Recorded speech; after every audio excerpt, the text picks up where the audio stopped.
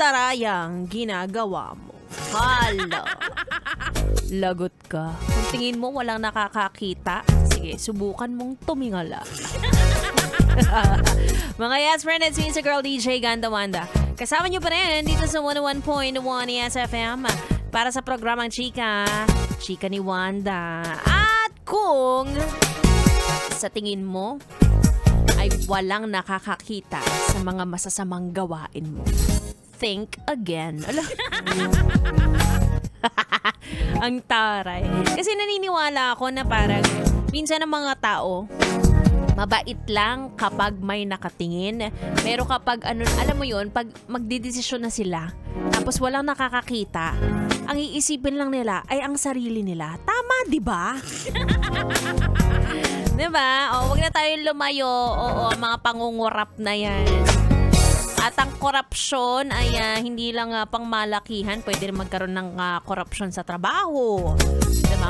Maraming forms of corruption. Turoy nyo. At madalas nangyayari yan kapag yung tao na nagdidesisyon ay walang konsensya. Siya. Diba? Oo. Alam mo yun, feeling ko yung mga tao ngayon, yun ang kulang sa kanilang personality. Ang konsensya, integridad, ayan. Magkakapatid yan eh. Ano pa ba? Basta yung mga good traits, wala lahat. Mapapansin mo yun, oh. Sige, sabihin na lang natin sa trabaho, ganyan. May corruption, dahil yung katrabaho mo, wala namang ginagawa, pero siya yung na-promote. Ano kayang ginawa niya, diba? Mga ano yan, or ano ba yung term? Namumulitiko. Ganon. Ay naku, basta pandarambong. Lahat na yata ng hindi magandang term ay gagamitin natin. Basta yes, friend, kapag ikaw ay nanlalamang ng kapwa mo para sa iyong ikaaangat, tandaan mo, may panahon din na ikaw ay babagsak. Kaya nga bilog ang mundo, umiikot yan, be. Oo, parang ang gulong yan, di ba? Nasa taas ka, pwedeng bukas, nasa baba ka na.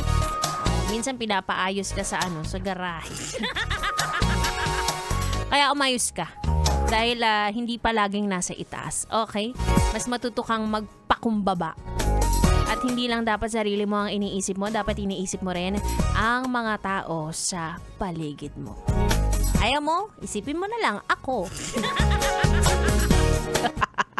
Anyway, alam ko na bang iniisip mo ko dahil sasamahan mo ko hanggang alas 9 ng gabi, And of course, ang ating chikahan ay mas masaya kapag meron kang kasama. Kaya sasamahan ako ng bibi nyo, B-boy, B-bo. Tuloy-tuloy ang ating tugtugan. And of course, ang ating chikahan, sumama ka na. Dahil lang hindi kasama sa usapan. Ay nako, ikaw ang topic sa GC. Tandaan mo yan.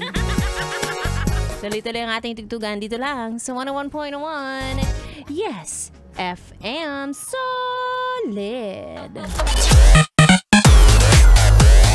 Yeah!